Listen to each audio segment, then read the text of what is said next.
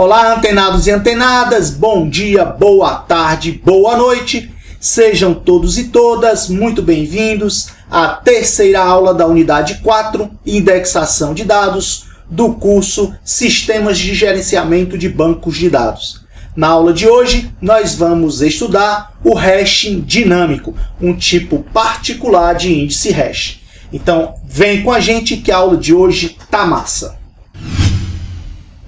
Inicialmente, eu gostaria de agradecer aos professores Ângelo Breiner e Marco Antônio Casanova por terem cedido parte dos slides que eu vou utilizar nesta aula. Muito obrigado. Fica aí o meu agradecimento a esses dois professores, beleza? Então vamos lá. Na aula passada nós estudamos o hash estático. Bom, e quais são as principais desvantagens da utilização do hash estático? Bom, a primeira desvantagem é que quando eu estou utilizando o hash estático, a função de hash ela é escolhida, ela é definida no momento que você está criando o índice, que você está criando a estrutura de índice. Logicamente, ela é escolhida de acordo com a quantidade de registros e com a distribuição desses registros, né? Com o histograma destes registros. E para a função ser o mais adequada possível aos registros que você tem no momento da criação do índice. Contudo, à medida que a tabela é atualizada, ou seja, novas tuplas vão sendo inseridas na tabela, tuplas vão sendo atualizadas ou removidas, o que vai acontecer? Vai aumentar o número de colisões. Consequentemente, a quantidade de buckets overflow também vai aumentar. E com isso, a utilização do índice vai perder desempenho, ou seja, utilizar o índice vai ser menos eficiente. Então essas são as desvantagens da gente utilizar o hash estático.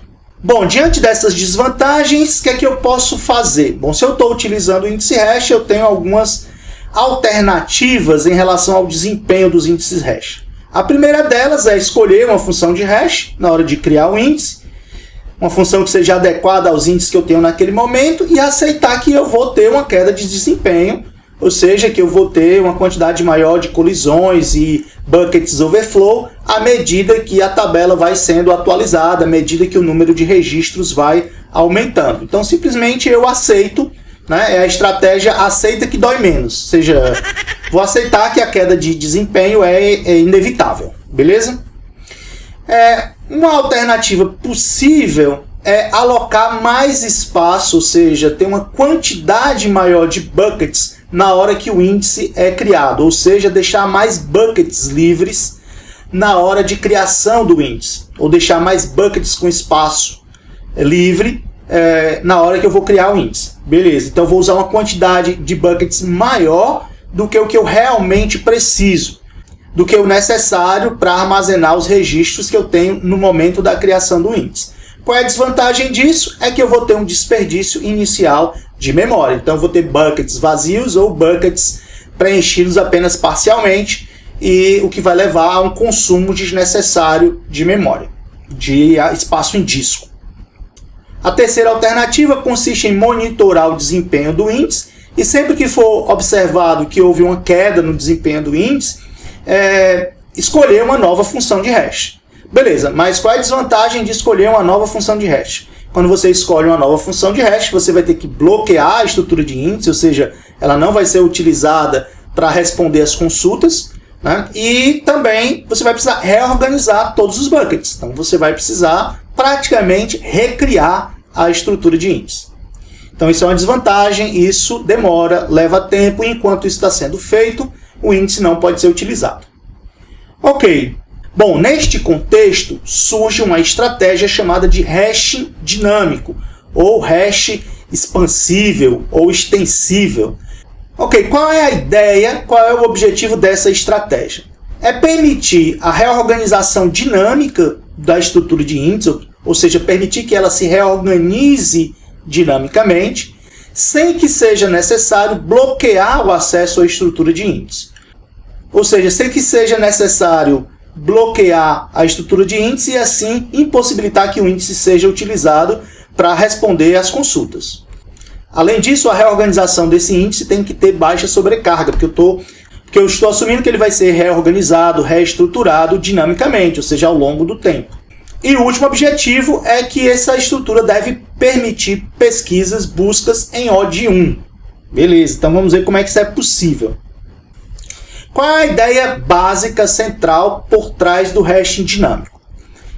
Bom, uma das ideias básicas é utilizar a chave gerada pela função de hash como uma pseudo-chave, que será convertida para binário e quebrada, ou seja, essa chave em binário vai ser quebrada conforme a necessidade. Então é assim, imagine que eu tenho aqui as chaves de busca, os valores da chave de busca. E eu tenho uma determinada função hash.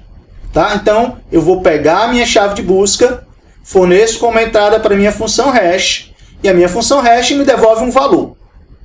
Esse valor eu vou converter para binário. E aí eu vou utilizar os bits desse valor hash que foi convertido em binário para localizar os meus registros nos buckets. Beleza? Então, a primeira ideia básica é que eu vou pegar o valor da chave de busca, aplicar numa função de hash, pegar o valor retornado, que vai ser um inteiro, e converter para binário. Beleza, e eu vou utilizar os bits desse número em binário para localizar um registro nos buckets. Ok, vamos para frente, vamos ver mais detalhes. Então, a outra ideia básica no hashing dinâmico é que os registros serão armazenados em buckets. Beleza, isso não é nenhuma novidade, o hash estático também já fazia isso. Esses buckets serão dimensionados em função do tamanho do sistema de armazenamento.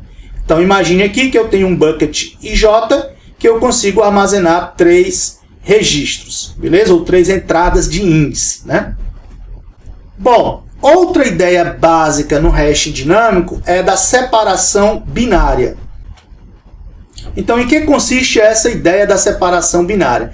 É que os registros ímpares e pares vão estar em buckets diferentes. Tá? Então, vamos tentar acompanhar um exemplo. Inicialmente, eu tenho aqui os valores da chave de busca para cada registro. Pego o valor da chave de busca, aplico na minha função de hash, vou obter um valor inteiro, né, que é o valor da função de hash, retornado pela função de hash. Converto esse valor para binário.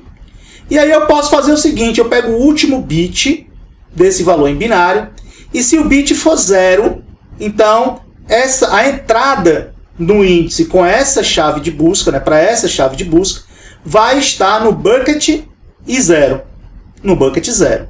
Beleza? Então veja aqui esse primeiro número, né, esse primeiro valor referente ao binário do hash dessa primeira chave de busca, termina com 0, então o último bit é 0, então ele vai ser armazenado no bucket 0.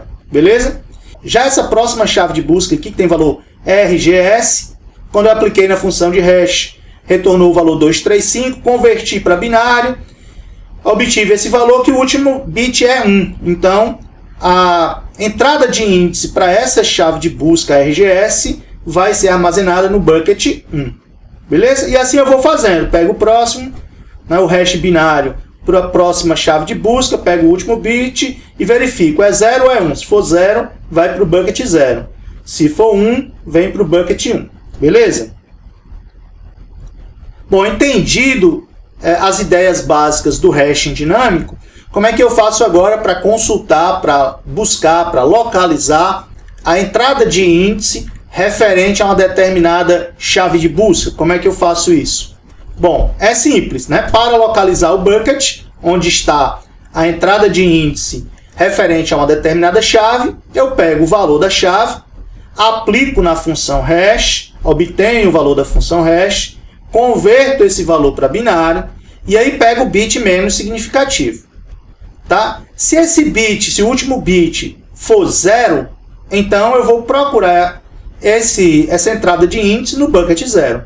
Se for 1, eu vou procurar essa entrada de índice no bucket 1.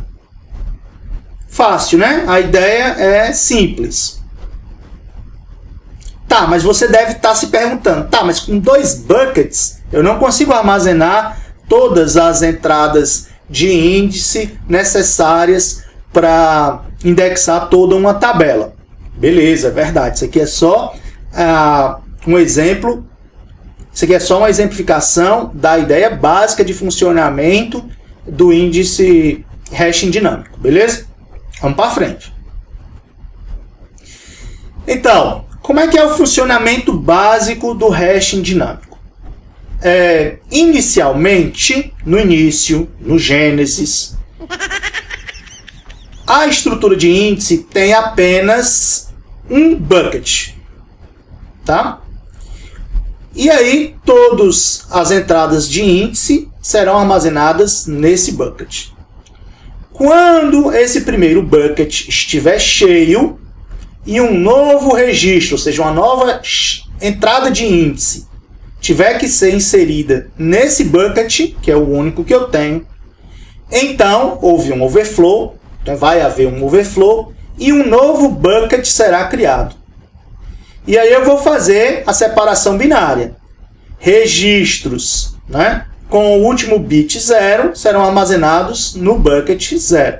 Registros com o último bit 1 serão armazenados no bucket 1. Então, no início eu tenho apenas um bucket, que eu vou chamar de I0, tá? Imagine que a minha chave de busca, quando eu converto para binário, ela vai ter B bits, tá? E eu vou chamar de I, ou de bits de relevância, a quantidade de bits necessários para determinar o bucket correto, onde uma entrada de índice que contém a chave de busca que eu estou procurando está armazenada. Beleza, então o I ele tem que ser maior ou igual a 0, porque ou eu vou usar 0 bits, no primeiro caso, quando eu tenho apenas um bucket, ou eu vou usar 1 bit, ou eu vou usar os B bits, que o meu valor hash, quando eu converto para binário, vai me dar, beleza? Então eu tenho no máximo B bits. Então o I tem que ser maior ou igual a 0, menor ou igual a B. Inicialmente o I é 0, né? Estou usando 0 bits do valor hash em binário, porque eu só tenho um bucket e todas as minhas entradas de índice, elas estão sendo mapeadas, estão sendo inseridas no mesmo bucket, que é o bucket 0. Ok, beleza. Então vamos ver um exemplo. No início, no Gênesis, eu tenho apenas um bucket, que é o bucket I0. Ok, imagine que eu tenho essas chaves de busca aqui. Primeira chave, fdks, apliquei na função de hash, obtive o valor hash 3628. Converti para binário, obtive esse númerozão em binário aqui, que termina com 0. Ok, o que é que eu faço então? Vou inserir uma entrada de índice, né, para esse valor no bucket I0. Ok, vou para o próximo. Pego a próxima chave de busca, RGS. Gera a função de hash. Então gerei o valor 235. Converti 235 para binário. Obtive esse valor aqui, que termina com 1. Beleza. O que é que eu faço? Insiro uma entrada de índice para esse valor no bucket 0. Beleza. Vou para o próximo. Agora eu vou pegar a chave de busca JEGK. Ok, apliquei na função de hash, gerei o valor 2734. Converti para binário, peguei o número binário e inseri a entrada de índice no bucket I0. Ok, agora eu vou para o próximo, vou pegar o AGDD. Apliquei o AGDD, a chave AGDD na minha função de hash, obtive o valor 1184. Converti para binário, obtive esse valor aqui em binário que termina com 0. E agora eu preciso inserir esse valor no meu bucket I0, mas o bucket 0 está lotado. Beleza? Então, se está lotado, o que é que eu vou fazer? Vou precisar de um novo bucket, né? Ocorreu aqui um bucket overflow, vou precisar de um novo bucket. Então, agora, em vez de um bucket, eu vou ter que usar 2 buckets. Beleza? Para isso eu vou ter que fazer a separação binária. Então eu vou pegar o último bit. Quem tiver o último bit 0 vai para o bucket 0. Quem tiver o último bit 1 vai para o bucket 1. E nesse caso eu começo a usar 1 bit. O meu I passa a ser 1. Vou usar 1 bit do meu hash em binário para separar as entradas de índice nos buckets. Beleza? Então houve a colisão, overflow. vou agora ter 2 buckets, beleza? E aí eu vou ter uma tabela de endereços de buckets, que é o que eu vou chamar aqui dessa tabela de endereços. E aqui eu tenho os valores possíveis para o último bit. Se for 0, eu vou procurar no bucket 0. Se for 1, eu vou procurar no bucket 1. E aí eu reorganizei, né? Quem estava no meu bucket 0 que tinha o último bit 1 veio para o bucket 1. Beleza? E eu abri espaço aqui para armazenar a entrada de índice referente ao GDD. Ok. Mas eu ainda tenho aqui uma chave de busca, que é essa ZDFS. Então, vou aplicar na função de hash, obtive o valor de hash 3923, converti para binário, está aqui o valor em binário, o último bit é 1. Então, eu vou... Agora, como é que eu descubro em que bucket eu vou inserir essa entrada de índice, né? Referente a esse valor aqui binário, que é referente a essa chave ZDFS. Bom, como agora eu tenho 2 buckets, eu tenho uma tabela de endereço, eu vou olhar. Esse último bucket é 0 ou é 1? Se for 0, venho para o bucket 0. Tem um ponteiro aqui para o bucket 0. Se for 1, venho para o bucket 1. Então, é 1. Então, eu vou inseri-lo no bucket 1. Beleza? Então, dessa forma, eu descubro qual é o bucket correto para inserir essa entrada de índice. Então, como é que eu faço uma busca utilizando o hashing dinâmico? Como é que eu encontro um determinado elemento? Né? Como esse elemento aqui. 1, 0, 1, 0, 1, 0, 1, 0, 1, 1, 1, 0. Beleza. Eu já tenho aqui o valor do valor hash em binário. Beleza? Primeira coisa que eu preciso descobrir é se ele está na minha tabela hash, ou seja, se ele está no meu índice. Né? O valor do meu bit de relevância é 1, então eu estou usando um bit aqui para separar os buckets. Tá? Então eu vou usar os i-bits, que são os bits de relevância, do valor da função de hash em binário para localizar o bucket. Beleza, então eu pego o último bit.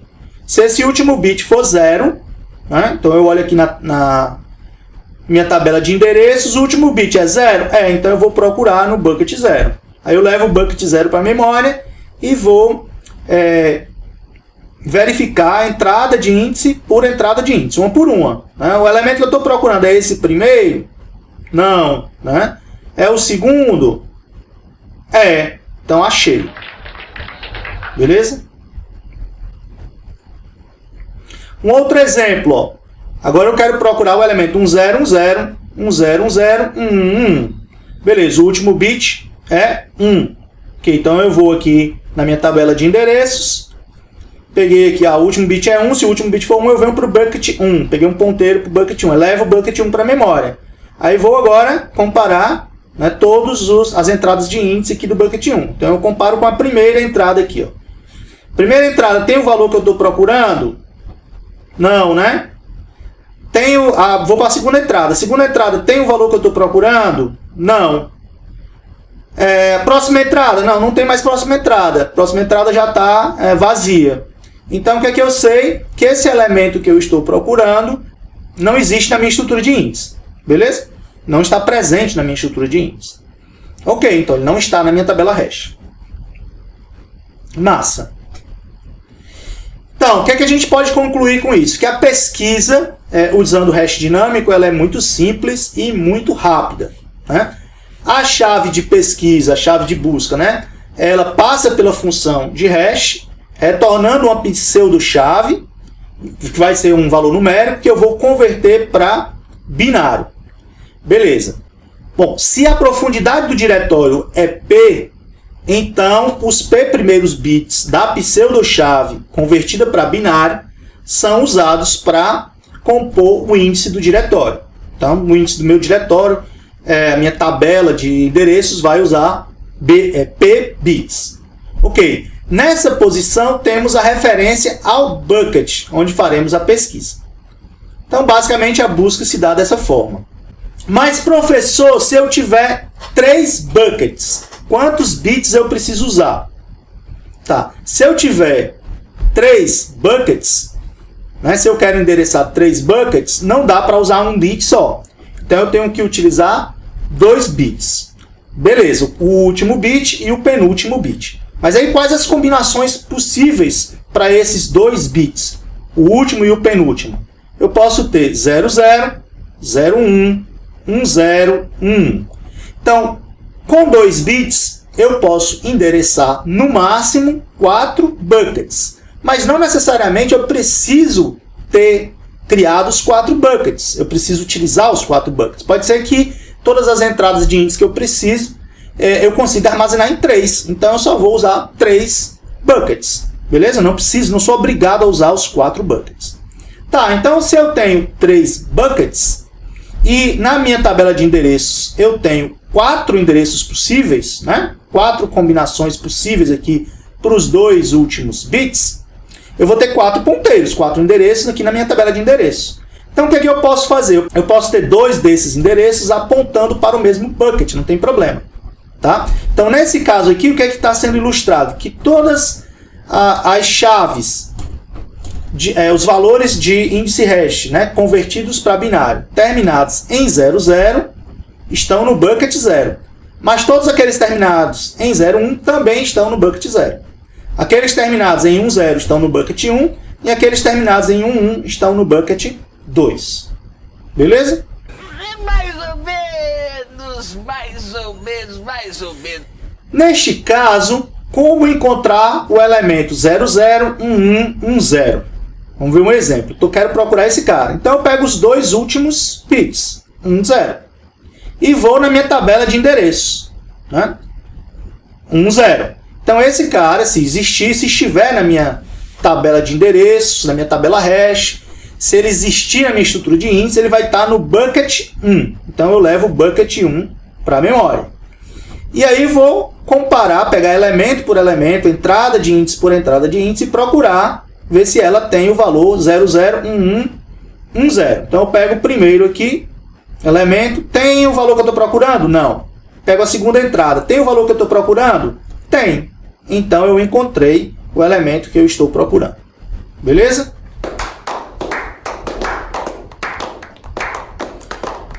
Bom, utilizar uma tabela de endereços, né, para representar os endereços para os buckets tem vantagens e desvantagens. Uma vantagem é que ela é muito simples de você implementar, de organizar.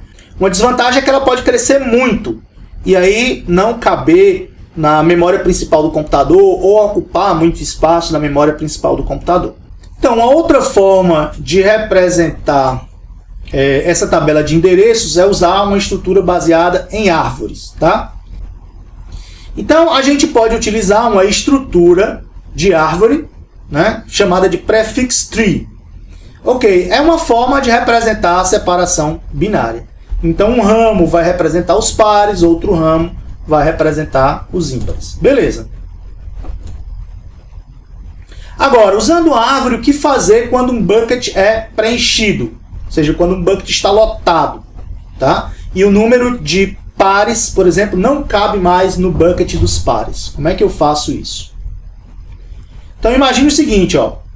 Inicialmente, eu utilizava apenas um bit. Então, a minha prefix tree tinha apenas um bucket aqui de endereços, né, com o 0 e 1. O 0 apontava para o bucket que estavam os pares e o 1 apontava para o bucket que estavam os ímpares.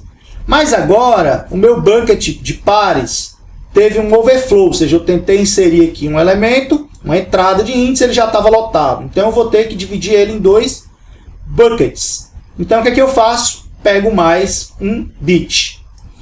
Então vejam, na minha árvore anterior eu usava apenas um bit para separar os buckets.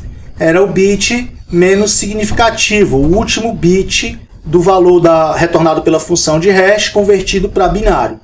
Beleza, então eu usava apenas um bit, que era o bit menos significativo. Se esse bit for 0, então o registro vai estar nesse bucket aqui, que é o bucket dos pares. Se o último bit for 1, então o registro vai estar no bucket dos ímpares. Beleza. Mas agora houve um overflow no bucket dos pares. Então eu vou ter que usar 2 buckets para guardar os registros cujo valor da função de hash convertido para binário tem no último bit, no bit menos significativo, o valor 0. Tá, beleza. Então, como eu vou ter que endereçar 3 buckets, então eu vou precisar de 2 bits. Então, como é que vai ficar a reestruturação da minha árvore? Aqui eu vou ter, nesse nível da árvore, um nó representando o último bit, o bit menos significativo. E aí, se esse bit menos significativo for 0, eu caminho na árvore para esse outro nó. Nesse segundo nível aqui da minha árvore, esse segundo nível representa o penúltimo bit. Então, se o penúltimo bit for 0, então esse elemento vai ser armazenado no bucket A. Agora, se o último bit for 0 e o penúltimo for 1, então ele vai ser armazenado no bucket B. Observe que tanto o bucket A quanto o bucket B armazenam os pares, armazenam os registros cujo valor do hash convertido para binário termina com 0. O último bit é 0. Beleza. E os ímpares cabem em um único bucket. Mas como eu agora estou usando 2 bits, então na árvore aqui, quando eu vou navegar na árvore, no meu primeiro nível, se o valor do bit menos significativo for 1, então eu venho para esse segundo nó da minha árvore, que representa o penúltimo bit. Se for 0, então eu venho para o bucket C. Mas se for 1, eu também venho para o bucket C. Beleza? Porque o bucket C representa os ímpares, ele armazena os ímpares. Nesse bucket eu estou armazenando os registros cujo valor retornado pela função hash convertido para binário termina em 1, tem o último bit 1, beleza? Bit menos significativo 1. Tranquilo? E assim eu consigo endereçar 3 buckets, 2 para os pares, 1 para os ímpares. E assim eu posso ir crescendo a minha estrutura de árvore, tá? E em vez de usar uma tabela de endereço, eu uso uma árvore, onde cada nó aqui da minha árvore, ele representa o valor de um determinado bit, e ele sempre vai ser uma árvore binária, né? Essa árvore vai ser sempre uma árvore binária, porque se o valor do bit for 0, eu venho por um lado da árvore, se for 1, eu vou para o outro lado da árvore. Beleza, show de bola. Então, no nosso exemplo, eu teria algo desse tipo, né? No bucket 0, eu teria todos os elementos cujo valor da função hash convertida para binário termina em 0, ou seja, o último bit é 0, e o penúltimo bit também é 0, então ele termina em 0, 0.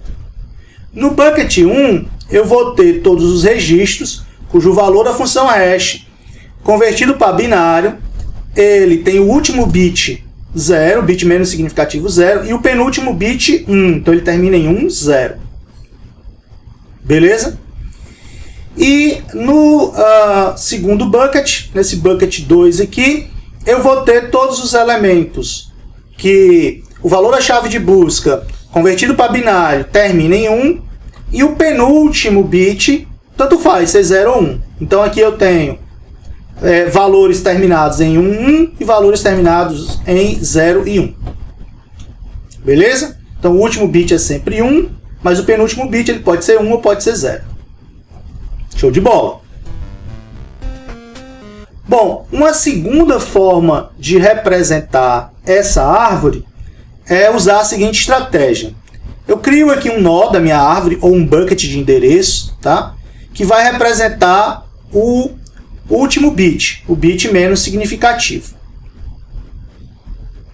Então, esse primeiro nó da minha árvore, ou esse primeiro bucket de endereço, representa o último bit, o bit menos significativo. Bom, se ele for 0, aí eu já venho para o bucket 0. Então aqui tem todo mundo que termina em 0, ou seja, todos os registros, o valor da função hash convertido para binário termina em 0. Imagine que todo mundo termina em 0, cabe aqui no bucket 0. Ok, agora os registros cujo valor da chave de busca convertido para binário terminam em 1, ó, são 6 registros, então eles não cabem em um bucket só, vou precisar de 2 buckets. Então eu vou usar aqui o penúltimo bit. Se o penúltimo bit for 0, eu venho para o bucket 1. Então, o que é que eu tenho no bucket 1? Os registros cujo valor da função hash convertido para binário tem o último bit 1 e o penúltimo 0, ou seja, terminam em 0 e 1. Em 0, 1.